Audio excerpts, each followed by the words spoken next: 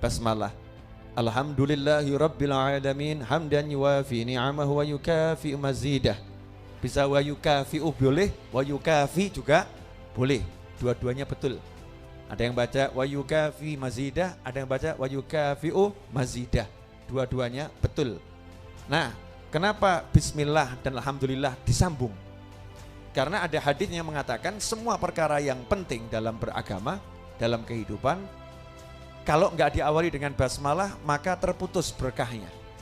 Makan ini kan suatu yang penting ya, untuk nyambung nyawa, ya untuk sehat. Makan nggak baca bismillah, nggak ada barokahnya, berkahnya hilang. Padahal hidup ini yang penting berkah, yang penting berkah. Mau minum nggak baca bismillah maka nggak ada berkahnya. Kita mau berangkat kerja penting itu, nggak baca bismillah nanti kerjanya nggak ada barokahnya.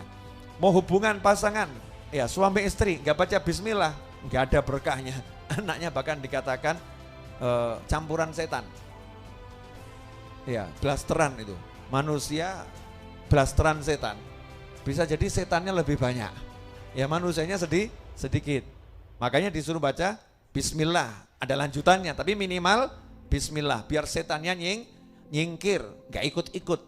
Jadi kalau nggak ada bismillahnya nggak barokah. Masuk anak blasteran setan, ngeri.com itu ya. Sangat mengerikan itu. Nah tapi kalau ada baca bismillah, nyingkir tuh setannya. Kalau setannya nyingkir, masya Allah di situ ada barokah.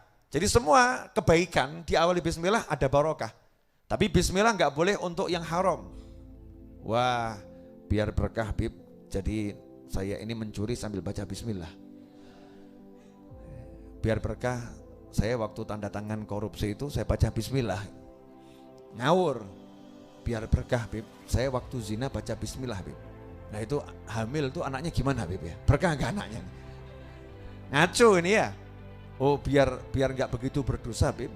Jadi saya waktu mabuk itu saya awali dengan bismillah dulu. Ini super ngawur. Kenapa? Karena kalau diterjemahkan dengan nama Allah yang maha pengasih lagi maha penyayang, aku minum khamr ini. Luar biasa. Dengan nama Allah yang maha pengasih lagi maha penyayang, aku akan zina dengan dia. Ngeri.com. Dengan nama Allah yang maha pengasih lagi maha penyayang, aku akan mencuri malam hari ini. Itu dikatakan oleh para ulama, dosanya orang yang mengucapkan bismillah ketika berbuat maksiat itu lebih besar daripada kemaksiatannya itu sendiri. Ya, lebih besar daripada kemaksiatan itu sendiri. Jadi nggak boleh untuk maksiat. Atau hal yang makruh. Jangan nih para perokok. Biar berkah Beb, saya ngerokok baca bismillah. Ngawur kamu. Nah kalau yang berpendapat ngerokok itu haram, berarti baca bismillahnya juga haram. Kalau berpendapat ngerokok itu makruh, baca bismillahnya juga makruh. Nah, jadi bismillah. Ada pula yang mengatakan dalam riwayat, semua perkara yang baik tidak diawali dengan alhamdulillahirabbil atau alhamdulillah, hamdalah, gak ada berkahnya. Karena itu para ulama menggabungkan bismillahirrahmanirrahim, alhamdulillahirabbil digabungkan jadi satu. Biar apa? Biar semua keberkahan itu dicapai. Nah seringkali kita itu enggak meremehkan bismillah. Bismillah enggak dibaca. Ya sadar enggak sadar tuh ya, naik motor langsung nyengklak. Duduk langsung duduk, makan langsung ngemplok gitu ya. Lupa sama bismillah. Sederhana, simple, tapi itu yang menjadikan berkah atau tidak berkah. Makanya yuk kita mulai sekarang menggunakan betul-betul basmalah ini, bismillahirrahmanirrahim, biar semuanya jadi berkah. Kemudian dilanjut, ya termasuk juga alhamdulillah ini jangan dipakai untuk yang haram. Habis minum khamr, minum bir, gelegen.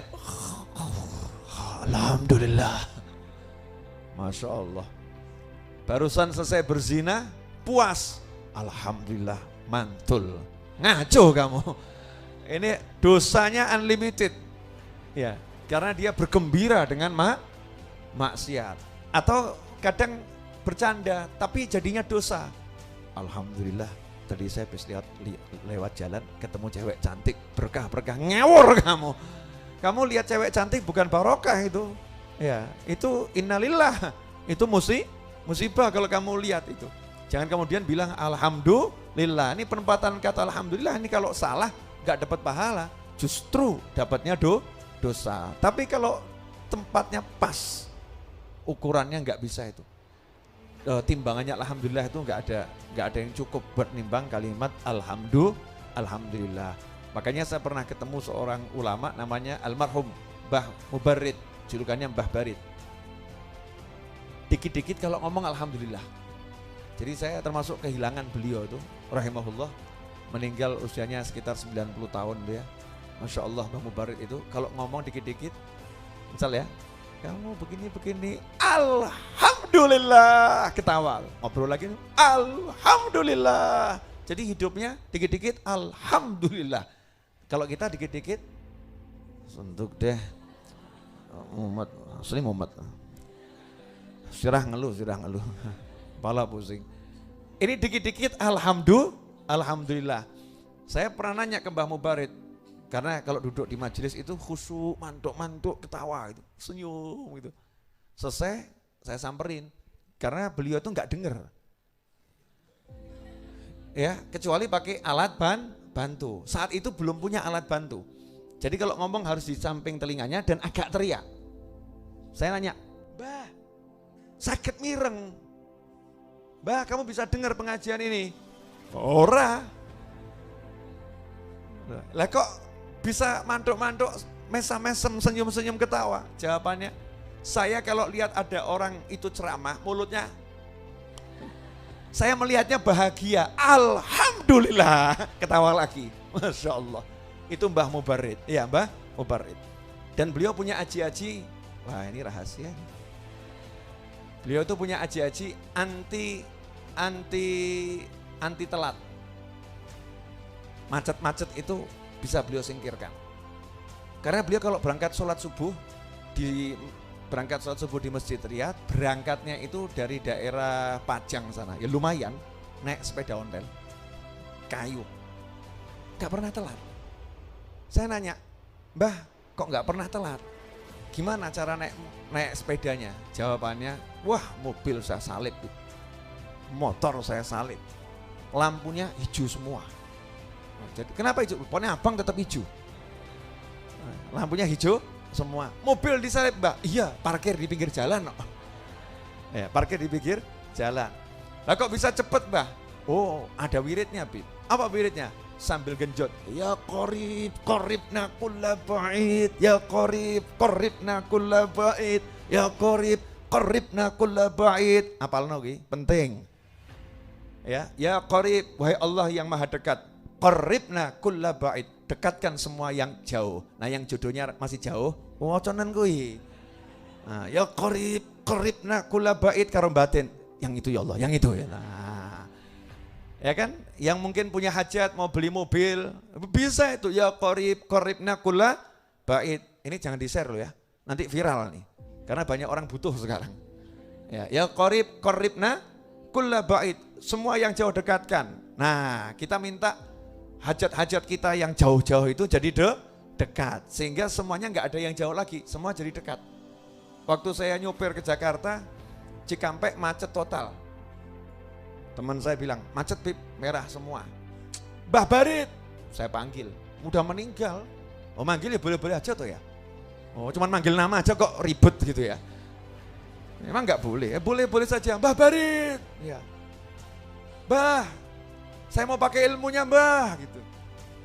Teriak begitu. Maksudnya saya laporan malaikat. Mbah Barid kasih ganjaran. Ya kasih pahala. Ya qaribna kulla ba'id. Lancar. Subhanallah, ambulan lewat. Diung. Ya. Langsung gitu.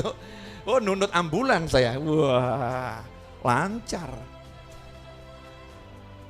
Ajib ya. Oh iya. Praktekkan, itu banyak keajaiban nanti terjadi. Beb ijazah, udah ijazah nggak usah bahas. Masuk Ar-Raudhah semua sudah diijazahkan. Ya qaribna kulla ba'id. Lalu Mbah Barid suka ngucap alhamdulillah, hidupnya ketawa terus. Rumahnya kecil, ya telinga nggak mendengar dengan benar dan baik. Pendengarannya itu kan masuknya mungkin nggak pas ya, dikit. Tapi subhanallah, alhamdulillah.